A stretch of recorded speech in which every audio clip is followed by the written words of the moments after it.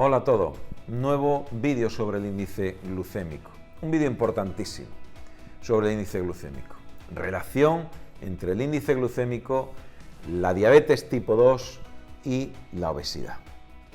La obesidad puede ser causa o consecuencia o está en el contexto de resistencia a la insulina, destrucción parcial o total de los receptores de la insulina o ser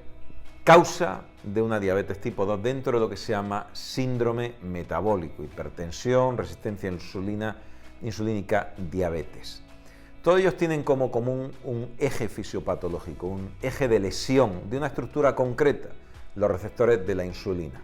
Esto los voy a explicar utilizando la tablet, para que quede muy clara la relación entre diabetes, resistencia insulínica, sobrepeso u obesidad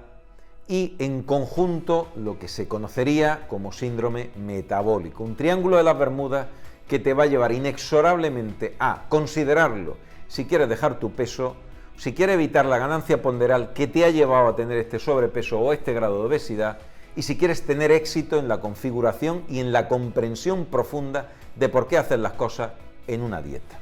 Para entender la importancia de la insulina y lo que son los receptores de la insulina, vamos a considerar el aparato digestivo. El bolo alimenticio que señalo aquí se va transformando de forma que el azúcar, a modo de glucosa, pasa al interior de los vasos sanguíneos y del interior de los vasos sanguíneos se traslada al interior de la célula. La célula la dibujamos idealmente con un cubo, pero realmente no es así. Y hay una estructura que se llama mitocondria. Hay miles dentro de una célula. Concretamente en la cara interna se produce la transformación en ATP, adenosina trifosfato, que es la forma, la molécula en que nosotros manejamos como organismo vivo la energía. Pero para que esto suceda, para que en la superficie de una célula la glucosa pase de la sangre a su interior, existe una serie de receptores que permiten ese paso. La glucosa no pasa libremente al interior de la célula, sino que necesita atravesar la membrana. Y esa membrana se atraviesa gracias a que hay una molécula, una hormona, la insulina, que permite la apertura del poro de membrana para que pase la glucosa de dentro de la sangre hasta el interior de la célula. Y es un paso decisivo. ¿Qué sucede cuando el páncreas, que es la estructura que secreta la insulina, concretamente una estructura que se llama islotes de Langerhans, donde las células beta producen insulina? ¿Qué sucede cuando no hay insulina? Si no hay insulina, la glucosa no puede entrar dentro de la célula, se eleva significativamente en sangre y tenemos lo que se denomina diabetes tipo 1. Cuando el problema radica en que se han deteriorado los receptores de la insulina, tendríamos la diabetes tipo 2. La diabetes tipo 2 tiene relación con la lesión de los receptores de la insulina, mientras que la diabetes tipo 1 tiene relación con el defecto de producción pancreática de la insulina. Diabetes tipo 1 y diabetes tipo 2. ¿Qué sucede cuando con la edad los receptores de la insulina que hay en la superficie celular se van deteriorando? Cuando se deterioran, la necesidad de producción de insulina para el mismo efecto es mayor. Y esa necesidad de producción mayor de insulina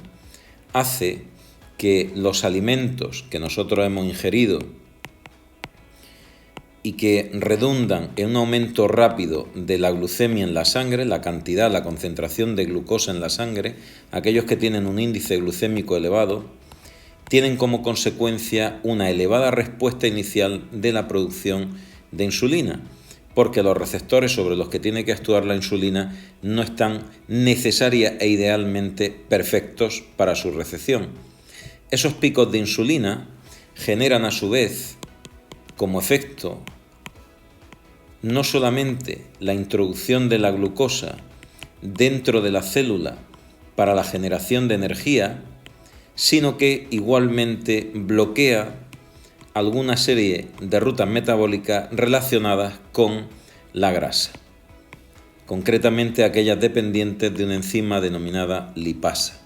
La lipasa tiene una vida media de unos 12 días, aproximadamente entre 10 y 12 días, y si inhibimos total o parcialmente la dotación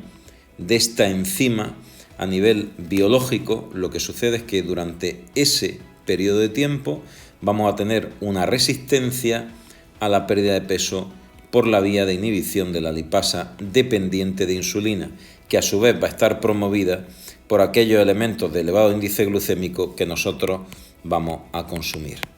en la dieta. Por eso, la relación entre la diabetes tipo 2, la resistencia insulínica y el sobrepeso es una. Además, para mayor relación, la grasa libera unas sustancias que se llaman adipoquinas. Las adipoquinas son un subtipo de cininas que pertenece a una familia que determina un proceso inflamatorio larvado en el tiempo. Y ese proceso inflamatorio también deteriora parcial o totalmente el receptor de la insulina que hay en la superficie de la célula. Esto implica que el mismo proceso que atañe e implica a la insulina dentro de la resistencia insulínica que generan sus receptores en la superficie celular se ve agravado tanto por la glucosa elevada en sangre como por la grasa y la liberación de adipoquinas. La suma de la glucosa elevada en sangre, los picos de insulinización que inhiben la lipasa y retroalimentan negativamente la degradación de la grasa, así como las adipoquinas que son tóxicas por un proceso inflamatorio en los receptores de la insulina, todo ello en su conjunto se denomina lesión de receptores por glicolipotoxicidad. Glico, insulina, lipo, lípidos y toxicidad. Lesión de los receptores de la insulina con un proceso que al fin y al cabo se llama síndrome metabólico, cuyo objeto es el conjunto de resistencia insulínica o bien, en su mayor expresión, diabetes tipo 2, hipertensión arterial por degradación y rigidez de la cara del endotelio vascular, sobre todo de la arteria, y obesidad, con todas sus consecuencias derivadas, que son muchísimas, que van desde el cáncer de colon, cáncer de mama, procesos de arteriosclerosis, accidente cerebrovascular, artrosis,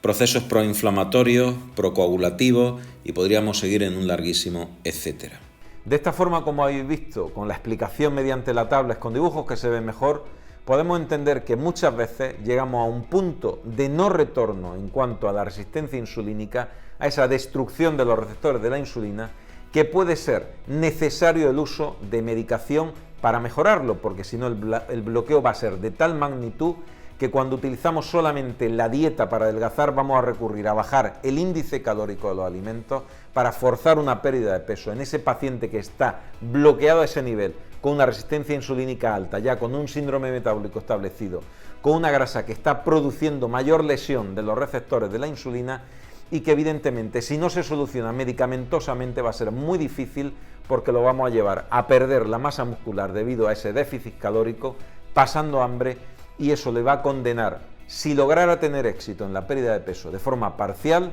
a una nueva ganancia ponderal porque ha perdido parte de su masa muscular que es necesaria para conservar la capacidad de metabolizar los hidratos de carbono. Esa capacidad la pierde el paciente y automáticamente recupera su peso en un efecto rebote indefectible. No hay forma de escaparse de ese efecto rebote cuando reintroduce los hidratos de carbono de absorción media o absorción rápida de forma esporádica o mantenida el tiempo mucho más en su nueva dieta.